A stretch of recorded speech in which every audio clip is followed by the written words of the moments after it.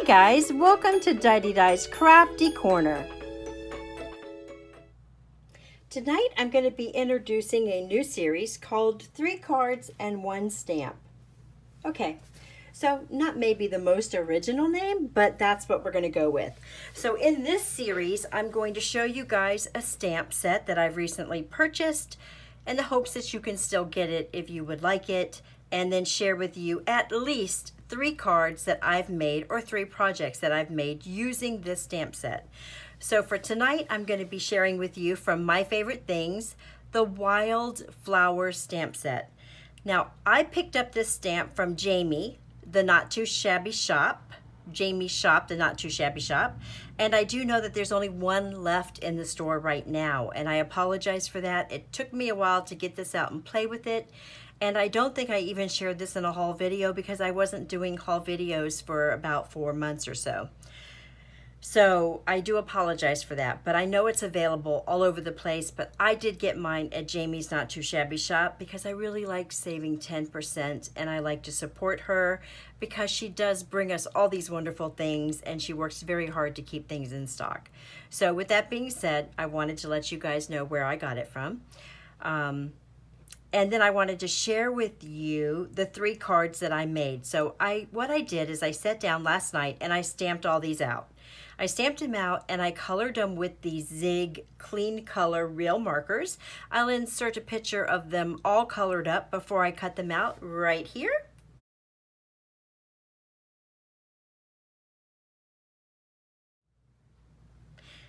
Then after I got them all colored, I made my decision on my layouts for my cards, and that's normally how I do it. I normally stamp out all the images and then decide my coloring medium and then go from there.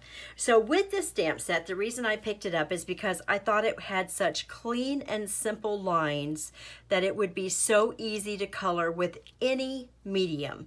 So if you're using pencils, colored pencils, if you're using alcohol markers, if you're using watercolor, if you're using watercolor crayons, if you're using Bic markers or Spectrum Noirs, no matter what you're using as your medium, I believe that this stamp set will be super, super easy to color. That's why I picked it up. Also, because there was no obvious lines for shading, that makes it even easier. I didn't have to follow any. I love to have lines for shading. I love to have the artist idea of where the shading should be. But I also just like letting the watercolor take me where it's going to be. And that's what I did with these. So I used watercolor markers, the Zig Clear Clean Color markers, which are my watercolor markers of choice. I've tried quite a few, and those are the ones I enjoy the most. I stamped them all out, I colored them, I cut them out with my brother's scanning cut. I now own 2 of them, you know. I'm going to start videos on the Brothers Scan and Cut DX very soon. I've got an area set up now to do that, and those videos will be coming very shortly, guys. I promise, because I have so much to share with you, and I'm going to do it with this new machine, okay? But that's another video. All right, so now let me show you the cards that I made. Let me give you a close-up of the stamp set. I think it is super, super adorable. It's just the right amount of florals. You get 3 with stems, so you're getting 3 different flowers with stems. You're getting 2 standalone florals, 1 little spring of these little dots, which is so much fun. I enjoyed those so much. 2 foliage leaves, and then 3 standalone leaves. So you can do so much with this stamp set. It's unbelievable. I really, really think that this is a fantastic set. If you like florals, and we all need florals for cards, this is a great one. Simple, easy to use, love it, love it, love it. So again, it's called Wildflowers, and it is from my favorite things. Okay, here's a couple. These are the only 3, these are the only 4. 5. I thought there were 5. These are the only 5 images I had left out of the 3 pages that I colored. I did end up doing 3 pages. I think I only showed you 2 in that clip just a second ago, but I came back and did a lot more of the yellows and a few more pinks and blues because I just enjoyed this coloring so much, and I enjoyed this color tremendously. All right, so if you are interested in the colors that I used for the backgrounds, to create my backgrounds, or for the colors that I used for the florals, you can go over to my blog and I will have them all listed there for you in the blog post named My Favorite Things Wildflowers, okay? So there's that.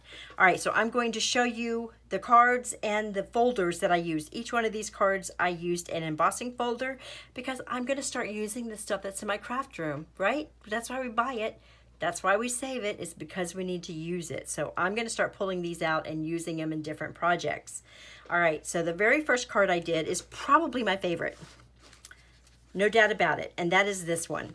So this card, I used an embossing folder, which is by Sizzix, and I don't know the name of it right off the top of my head. I thought it was on here, but it is just this general foliage kind of embossing folder. It's one of the deep etched ones, so it's a 3D folder and it makes a beautiful background. I thought this would be great for any florals or any jungle scene or elephants or, you know, any monkeys, anything like that. I thought that would make a perfect background, so I did pick it up. I picked this up at my local Hobby Lobby. It was very inexpensive, I think $5 or something. They're very inexpensive, these 3D folders by Sizzix, so I picked that up and I did use it in this card. So here is the card. So I had wanted to make this one a very neutral card, meaning I wanted it to kind of flow and not really be an overstated floral, pinks, reds, blues, whatever. And I started out by doing that with this color here. This was my test. This little sprig here was my test. Then I came back in and did these flowers. I used 2 markers. One was a flesh tone, one was a mustard tone, and I will have those listed on my blog. And then a couple of olive colors for the leaves. For this background, this is a Gina Marie Designs scalloped frame. Okay, so that's what this white part is. And to that, I added a piece of opaque vellum on top of a mustard cardstock. And from that, I got this. So that's how I got this color to look so much like this color, was by using an opaque piece of vellum over the top of this cardstock. Okay. So from there, I did a little sentiment banner from My Favorite Things, and this is the Bertie Brown sentiments, the new Bertie Brown sentiments that was just released, I believe, on Simon Says Stamp during Stamptember. Just a simple thank you. We all need thank you cards. And then I popped that up with a piece of fun foam. As you can see, both of these layers, this one and this one, are popped up with fun foam, as well as my flowers are popped up. So that gives this card a tremendous amount of dimension, which makes it pop right off of the card, which is something you look for when you have a simple image as just a floral, right? Or just a sprig or whatever. You want to give it a lot of dimension. All right, so then for the background, I use this folder, and then I use some distress ink and antique linen, which I found was the best match for my background here, and a little bit of sage green ribbon just to give it a little feminine touch. And I just thought this turned out beautiful, absolutely beautiful. I was so happy with this color. I've written this color combination down because I really like it quite a bit. So that was card number 1. I'll have close-ups at the end, guys, as well. Okay, card number 1. The only thing I don't like about these is they don't close. They're like little chompers. All right, card number 2. I used some of the colored ones. And for card number 2, I also used an embossing folder back here. And that was also a Sizzix folder. I picked this up at Hobby Lobby as well. And I'm not sure you're going to be able to see this, but it is a wood grain, wood panel.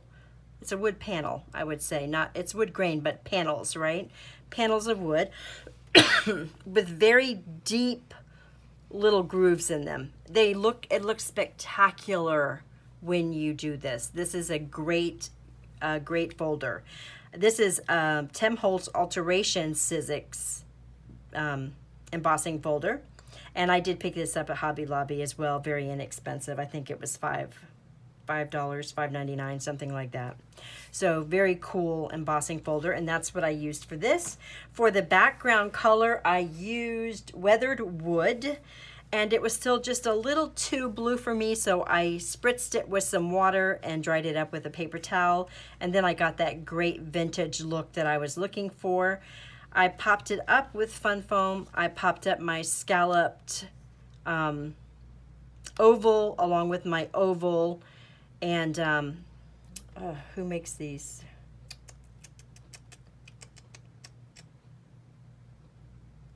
Not coming to me. I will list it below. It's on my Amazon list. If you go to my Amazon list, it's there, but I will list it below. These are fantastic dies. I love this combination of dies. I have them in ovals. I have them in rectangles. And is that it? I may have them one other way as well. I just love it. I think it gives you the perfect amount of elegance to use the two of them together. And they come in so many sizes, so that's fantastic. I popped this up, and then I went ahead and I popped up my flowers as well. So as you can see, everything is popped up to just give a great deal of dimension, and I thought that turned out super, super pretty. So for this one, I used one of the stand-up flowers. I did it in blue.